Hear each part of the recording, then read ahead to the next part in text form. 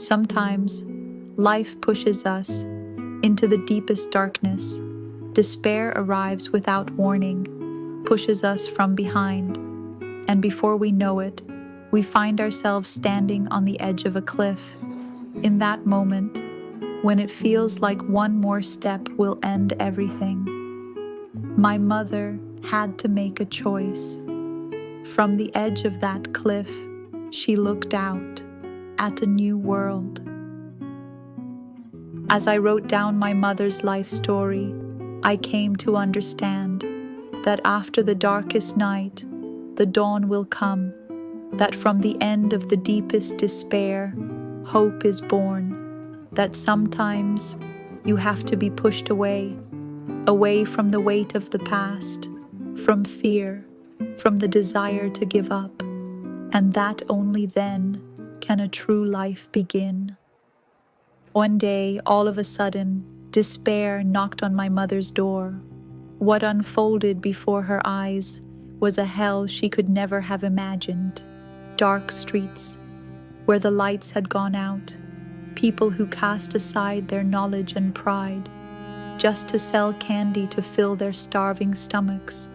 Corpses, lying on the roadside, their time of death unknown. Little children, crying as they wandered the train station, searching for their missing parents. The line of people leaving for the mountains, the sea, or across the land to find a way to survive, it seemed endless. It was then that my mother, for the first time, erupted in anger towards the regime.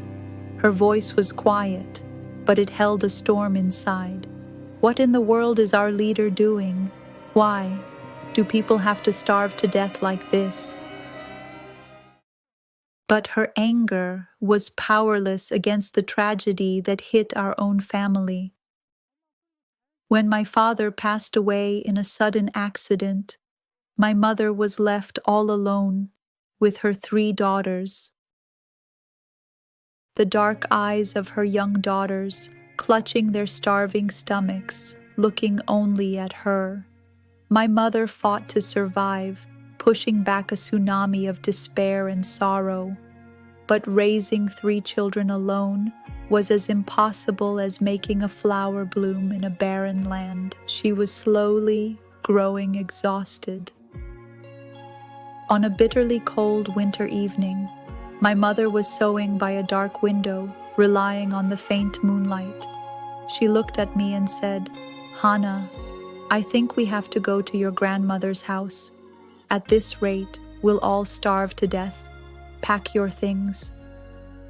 My mother's hometown was a border town right next to China, the place where she lived until she was married. In her despair, it was the last hope she clung to. But to cross the border, you needed a travel permit, and our reason, going to our parents' home to escape starvation, did not qualify as a special reason, as defined by the regime. Instead, we would only be branded as dangerous figures, plotting to escape. After much thought, Mom decided we would take a freight train to avoid the permit checks, but even entering the station without a permit wasn't easy. We slipped some money to a station guard and were finally able to sneak inside. The station was packed with people waiting for the freight train, just like us. At 6 p.m., under a thick blanket of darkness, a freight train finally roared in. It was loaded with coal, but people clung to the moving train just to get a slightly better spot. The way to grandmother's house was colder than imaginable. In the open roof car, we were blasted by a wind that felt like knife blades, mixed with coal dust. Layers of clothes were useless. Mom said, "Hannah, the plastic sheet, in the backpack. Let's cover ourselves." Sharing our body heat under the plastic, the hellish cold became somewhat bearable. But despite the cold and hunger, my eyes kept wanting to close. Hana, don't fall asleep. It's dangerous. Worried about hypothermia, my mother shook me relentlessly. Perhaps thanks to the coal, the train arrived without major delays. At 3 a.m., in my grandmother's city, my mother's hand trembled as she knocked. Her voice was frail. Mom, Mom. From inside, we heard my grandmother's voice. Who is it? Mom, it's me. My grandmother rushed out barefoot, and seeing her daughter's haggard face, she silently took her hand and led her inside. How did you get here? Have you eaten? My mother answered weakly. No. Wait here. There should be some rice left from dinner. My grandmother lovingly prepared a meal for her. Okay, hurry and eat. But when Mom received the bowl of rice, she passed it to us without a second of hesitation. Hana, Ina, Sina, quick, eat. Watching this, my grandmother suddenly snapped at my 6-year-old sister, Sina. Why were you even born? To make my daughter suffer like this? Startled, Sina burst into tears. My mother, choking back her own tears, yelled, "Why would you say that to my daughter?" It felt like the love of two mothers was quietly clashing.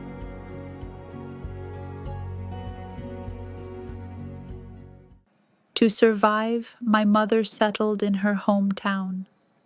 With my grandmother's help, she got a house with a small vegetable patch and began to farm. She woke at dawn to till the field and plant seeds, and the heavens and the earth rewarded her sweat with a bountiful harvest. 엄마는 무슨 농사하면 다 잘 됐는데. Corn, cucumbers, eggplants, pumpkins, potatoes. While the state-run collective farms failed, my mother's small, privately owned patch was always fruitful. It was then that she first discovered the allure of private property. As the farm prospered, thieves became a problem. We needed someone to protect what was ours, so we got a dog and a chicken. Their duties were clear. The dog's job was to guard the patch. The chicken's job was to lay precious eggs. That would bring us cash. When they first came, they were just a puppy and a chick. But as they grew, they would growl and fight. Of course, the chicken was always the underdog, but sometimes it would pluck up the courage to fight back. But there was also an unwelcome guest. One day, a neighbor going through hard times forced a small white piglet on us. Looking at the small, cute pig, my mother sighed deeply. Aigu, we don't even have enough for us to eat. How can we raise this pig? Unlike our worried mother, the three of us sisters lost our hearts to the piglet.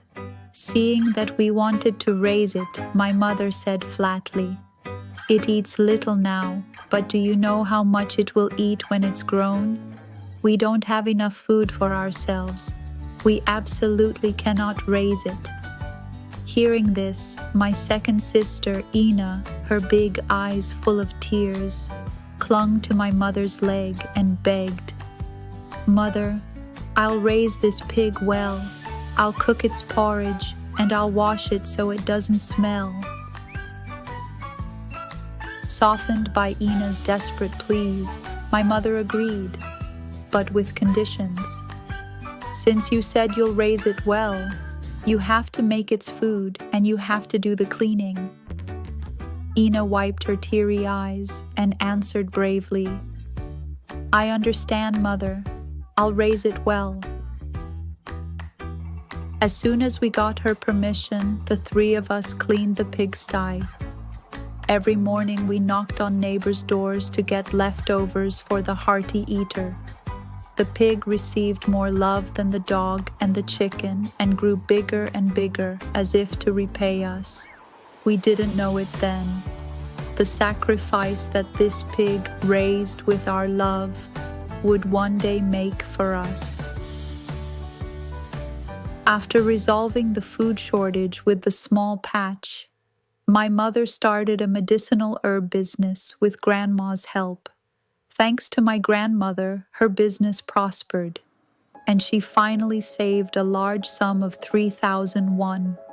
It was our family's entire fortune, enough to buy a house at the time.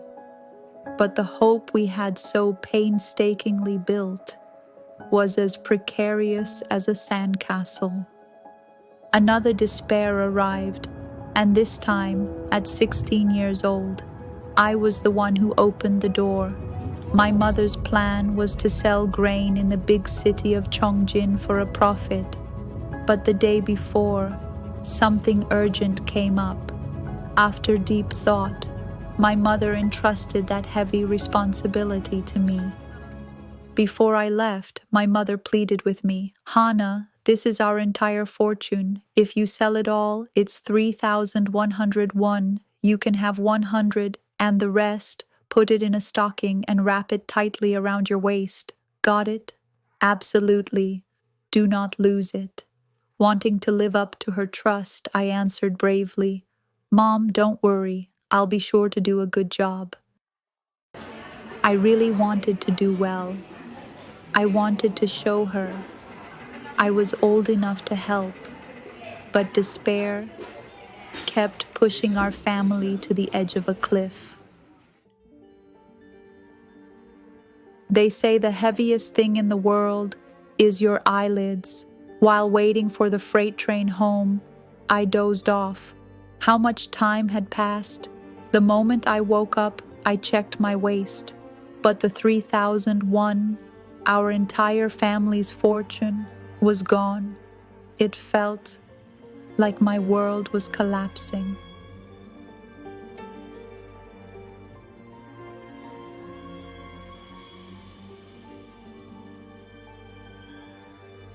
I had never cried so sorrowfully in my life, not when I was hungry, not even when my father passed away. I had never cried like that. The thought of my mother's face, filled with despair, it made me so scared. Half out of my mind, I begged people to help me find the money, but they just looked at me with pity. After wandering near the station for 3 days, when I had no strength left to walk, I decided to go back to my mother. I arrived home, a complete wreck. My mother looked at me with anxious eyes, staring only at my parched lips. After wandering near the station for 3 days, when I had no strength left to walk, I decided to go back to my mother. I arrived home, a complete wreck. My mother looked at me with anxious eyes, staring only at my parched lips. "Mother, the money, I lost it all."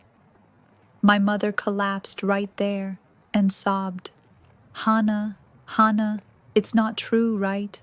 It's a lie, isn't it?" With my head down, I couldn't say a word and just cried.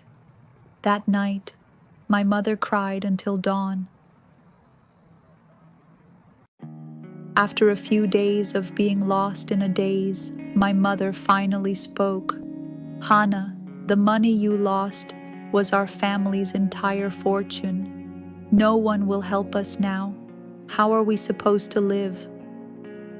My mother, who had been crying endlessly, soon wiped her tears away and continued as if she had made a decision. "I'm going to China to earn money. You take good care of your sisters. I'll be back soon. You must not tell Grandma.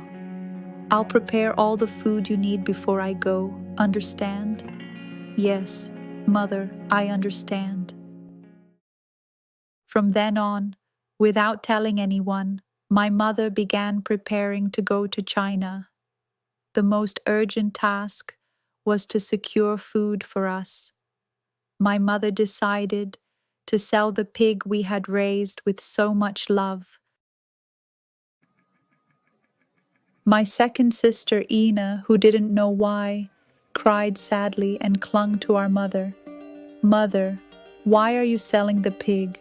I won't say I'm hungry anymore. I'll eat just a little. Please don't sell the pig. That day, watching Ina cling to my mother, I realized, to Ina, that pig wasn't just a pig, but a precious companion.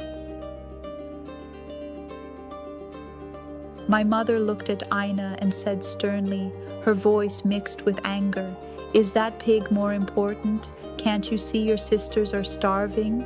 In the end, for our food, the pig followed our mother to the slaughterhouse, wagging its tail happily, unaware it was his final moments. Ina sobbed, her shoulders shaking, until the pig's tail disappeared from sight. With the money from the pig, my mother bought 300 kilograms of corn. "Hana, this should be enough for a year. I trust you to take good care of your sisters." "Yes, mother. Don't worry." Finally, the time came for my mother to leave. It was the moment despair pushed my mother, standing on the edge of a cliff, towards the Tumen River. My youngest sister, Sina, was only 7. But perhaps she sensed it, that our mother was leaving on a journey with no promise of return. Suddenly, little Sina began to wail loudly. She was a child who never cried when Mom left on business. "Why is she crying? Don't cry. Mom is going to Chongjin and will be back, so listen to your sisters." But that day, nothing could stop her tears. Mom turned her back, trying not to show her tears. Watching her disappear, I whispered quietly, "Mother, please come back soon. You must stay safe." The first night after she left, the 3 of us sisters slept under one blanket, holding each other tightly, hoping that our mother would return soon. And just like that, to give us hope, my mother walked into despair herself. But the mother who said she'd be back soon didn't return, not for 3 long years.